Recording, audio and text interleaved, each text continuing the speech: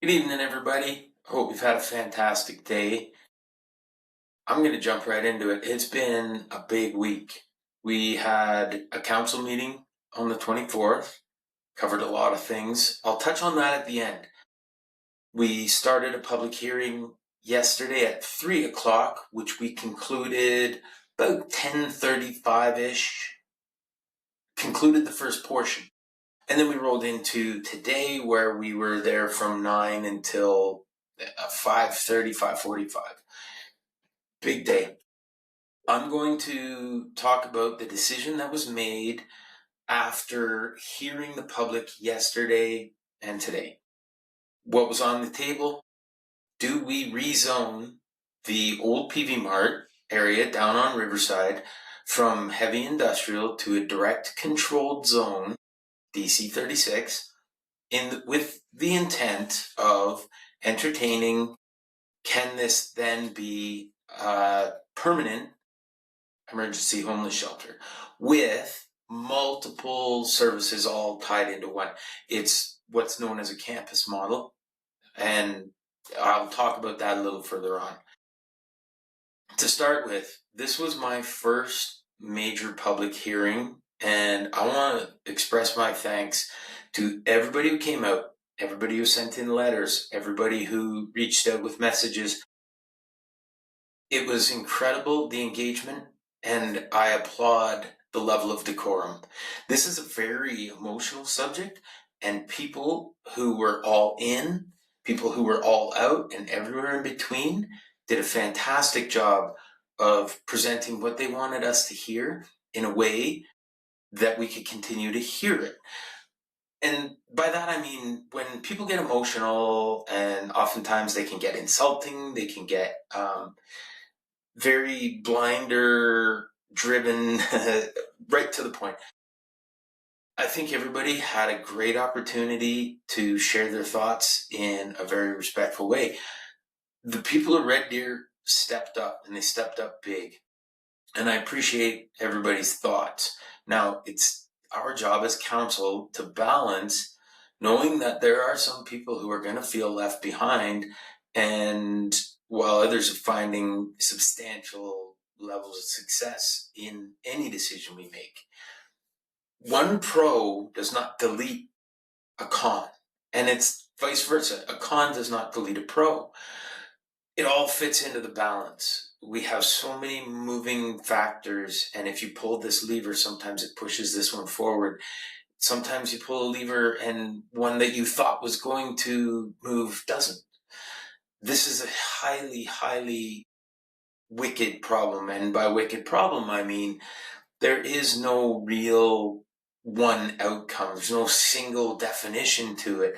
There's no, true or false. It really, and you have to make trade-offs. That being said, as we went forward and council voted unanimously to accept the reading, first was done before, but second and third reading.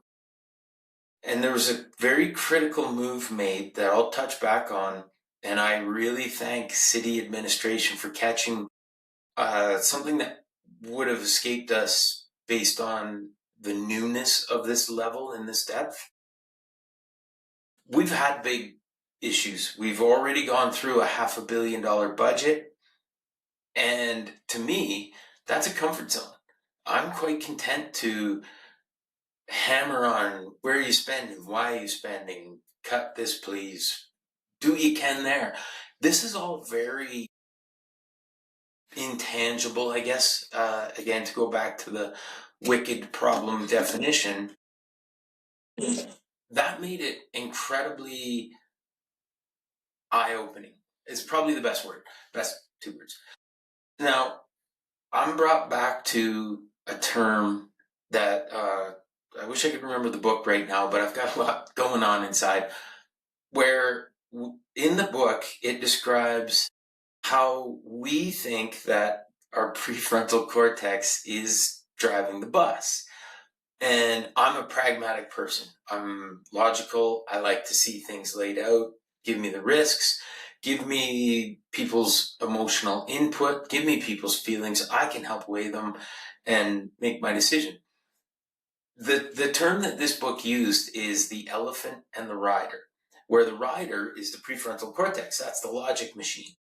And the elephant is the limbic system, which is the emotional side. And I think you can see where this is going. When things are going well, the rider is in charge and doing a great job guiding everything. But when something happens and the elephant lurches hard. And then it's up to the rider not to say to the elephant, you don't get to lurch. It's to say to the elephant, all right, we got this, you'll be okay. Here's why, here's the logical, pragmatic things that add into the whole situation. A lot of people have an emotional response, far more emotional response than I do. A lot of people have a far less emotional response than I do.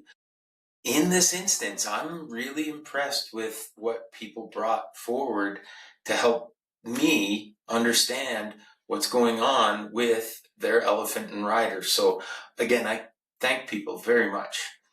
And that brings me to the next step where I want to be very, very clear. None of this had ever been brought up with the intention of solving homelessness. You cannot solve homelessness. There are so many on-ramps, there are so many off-ramps. Some people use 4 definitions, some people use 5. This is intended to ask the question, in that area, can a campus model work and be effective and be safe? By approving the zoning, that does not move the project forward to completion. It does remove a hurdle, absolutely. If we had shut down the discussion now, we would have lost what appears to be an almost serendipitous series of factors that are working in the favor of this. We've got a large chunk of land. We've got some backers that are willing to financially put their money where their mouth is. Philanthropists who want to see Red Deer improve and everything in it, and they're putting their money where their mouth is. We have an operator selected by the province. The province is on board with the discussion. That, I think, was one of the biggest hurdles.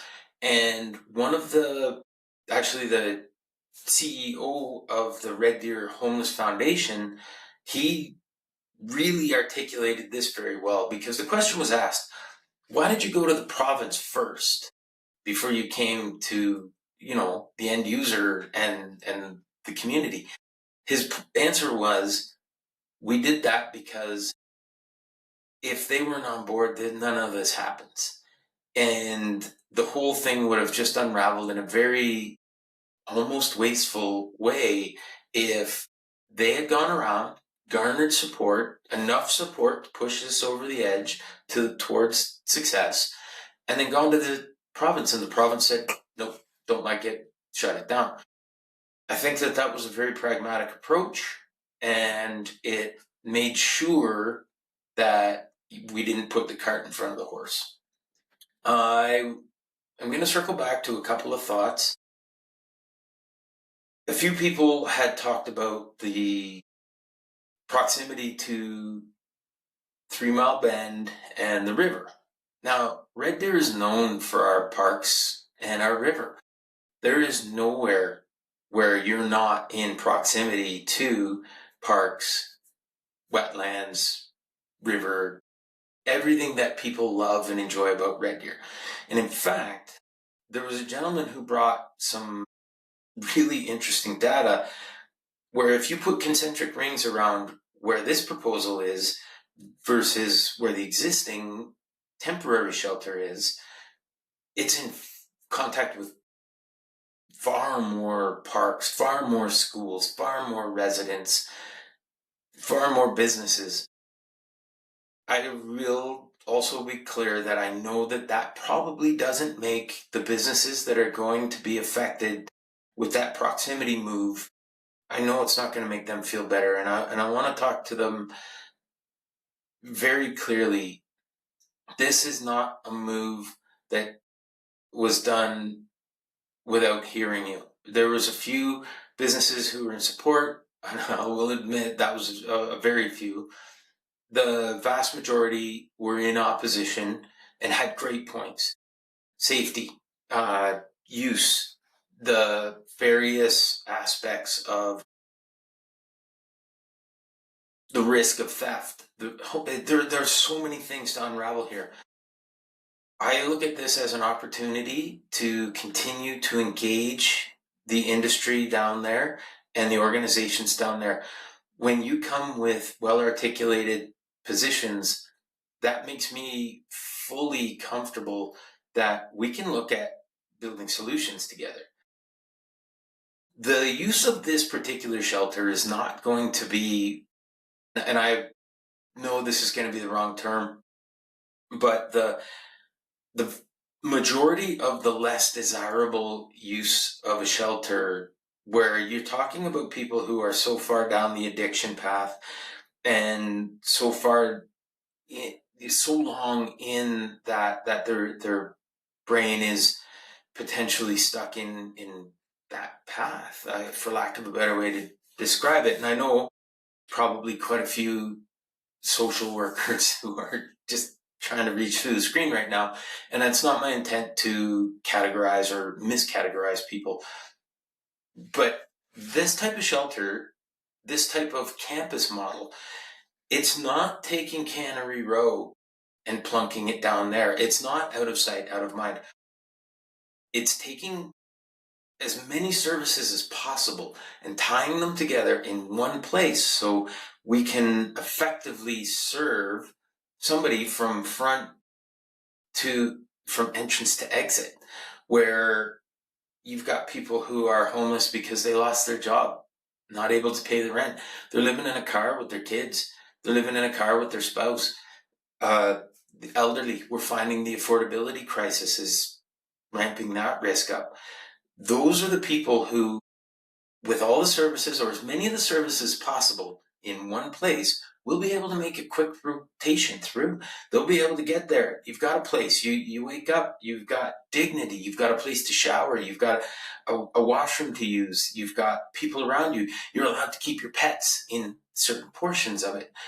So many differences from what we've been doing up until this point. I don't think anybody out there will tell me with a straight face that what we've been doing is working. It's time to try something new, and this is what that looks like.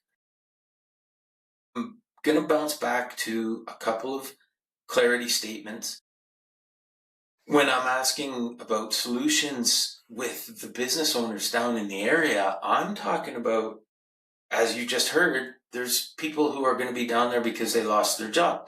There's people who are going to be down there because of the affordability. Maybe there's an opportunity for upskilling people and having a community involvement to get work for people who need it. Some people need a laborer job, shop job. Some people will have trades experience, and I know there's multiple trades companies down there. I'm not trying to blue sky it unnecessarily. I'm trying to say that there is a possibility of we can, if my boss uses that term all the time and I love it. Now, zoning change, this particular zoning change, does not equal project approval. Zoning change equals we're going to control it. We're going to make sure, and as we, council, will make sure that the risks are assessed and thrown out there. People are still heard. Make sure that there are safety factors put into place, lighting, crosswalks, traffic and understanding, flow of business, making sure that, any changes we make, if any, to traffic, is that going to allow for business continuity? There are so many things that we are asking and we will continue to ask. Which brings me back to where I had touched on at the beginning. Staff found a very subtle thing that would have changed the pathway of this entirely. So I have to say thank you to them. Emergency shelter was in the uses of the zone. We moved it to discretionary use of the zone. And that's a very critical difference, because as just putting it in as a use for the zone gives the owner and the operator the right to that. So it's saying, yep, go ahead. Now there's a few things in there that are, one was a greenhouse. Wonderful. Go ahead, put a greenhouse on. It's probably going to improve things. There was a couple others that you think, okay, great. The emergency shelter, which is the intent of what the applicant wanted, is going to require a lot of measured risk assessment and control, as I've stated probably too many times in this particular video. Now we're back in control. So it was absolutely a wonderful catch, and I was really glad we moved that. There's a lot to unpack here, and I do want to make sure that we look at a couple of the things that I made pages of notes in listening to people, and I've heard there's a lot of stereotyping going on. To be clear, homelessness does not equate to addict and criminal. Addict and criminal does not equate to homelessness. We have various groups inside of the homeless community. The other side of the stereotyping that I heard was that the proponents of this and the people moving this forward were rich people trying to make a profit. And that's not correct either. They were very clear that any profit generated from this goes back into the homeless foundation. And this is what philanthropy really is about. When people are out there criticizing philanthropists and they're saying, oh, they're just this and they're just, well, things like this wouldn't happen without substantial financial backing. The province, we know, has been backing away. The province has I believe I heard, a $10 billion deficit. They're not going to come with a bunch of new money. This is a community-driven opportunity. And this is when opportunity meets drive, that's when real possibilities flourish. Okay, I know that I've covered a lot here, and I want to speak directly to the folks in the Pines neighborhood, because I can imagine that some of you are feeling unheard, left behind. We did hear you. We did hear the majority of people from the area were against this, with concerns, again, of crime, vandalism, fire. I was really impressed, and not to, again, I usually think of things from a wide variety of aspects. I did not think of the increased fire risk, because you've got that Pines escarpment. So those are things that now we have heightened awareness. There are going to be improved patrols. There will be an RCMP presence in the facility if it goes through. That right there is a very comforting thing, where, again, this isn't going to become out of sight, out of mind. People have mentioned that, and I understand where you'd be afraid of that. It's not what this is about. It's not our intent. It's not anybody's intent. If I thought this was creating a sector where nobody's going to look at it, we wouldn't have this level of public engagement. We wouldn't have this level of feedback, and we wouldn't have this level of passion around it. This is going to improve the eyes on this area while it happens. We're going to work with all of the concerns. So again, to the people, the residents of the Pines, this isn't a catastrophe, I hope, for you. I can't tell you how to feel. I will never imagine guessing at the depth of what your concerns are. I will say this This also allows for us to carry on the conversation about addiction and control and rehabilitation. So there's a lot of moving parts again, and there's a lot of potential solutions coming out of this. So thank you to everybody who's involved. Now I'm going to switch gears. I got to circle back on the 24th. So, okay, that's it for that. And I appreciate everybody who made it this far. I am going to switch gears. If you were only interested in that, by all means, drop off. Thank you very much for engaging. I'm going to go back to the 24th at the meeting and speak to just two main things. One was downtown governance and capstone planning. Downtown governance, if the Downtown Business Association does disband, or I'm again, not sure that that's quite the right term. If they do, the city is going to pick it up, and the city is going to pick it up with existing services, existing staff, no new increase planned. I feel like the Downtown Business Association did a lot. I feel like it's a little overly optimistic to imagine that the city is going to be able to do this as inside the confines of their existing staffing plan. With the funding, a little bit on the expanded services is going to come from funding from the parking. That being said, now when you park downtown and pay for parking, you are paying as part of the improvements. I have a lot of notes. I was very hard on anybody who comes in front of council looking for money. I wanted to hear a plan. I wanted to hear what it looks like. There was a fairly well laid out plan on where the money comes from, where it goes, how is it actually going to help the owners downtown, how is it going to help consolidate and improve cleanliness, safety. And that also works in conjunction with the decision from today. Now, the other one was originally in the consent agenda, we had talked, there was the moving the project to establish a municipally controlled corporation that will look after our electrical utilities. It was in there to just move forward. And many of the other councillors pulled that out. We were concerned, and it's a good thing we did. We spent hours talking about it, and it was very important. Ultimately, I won't bore you with the long details. I know my videos get lengthy, and I appreciate you for sticking it out.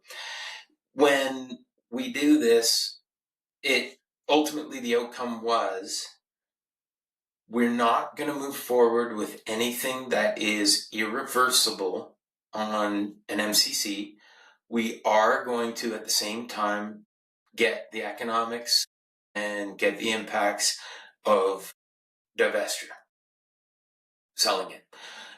I want to make sure that right now I don't have enough information to decide, is the MCC the best path or is selling it the best path? I don't have the information in front of me that will decide that, and ideally we're going to get that. At the same time, I don't want to derail and interrupt anything that's already been done. This will allow for low committal items to move forward while we collect that data. And so that was it. It was a big week. Council's in here and the staff and the public. It was highly engaging, very eye-opening. I learned a lot this week, and I appreciated the input from the city staff, from the residents that we heard from the service providers, people with lived experience. I can't say thank you enough to everybody for participating in the meeting on the 24th. and then the 25th and today. So as always, Red Deer, I appreciate you and thank you for ongoing, respectful, positive dialogue. Thank you so much.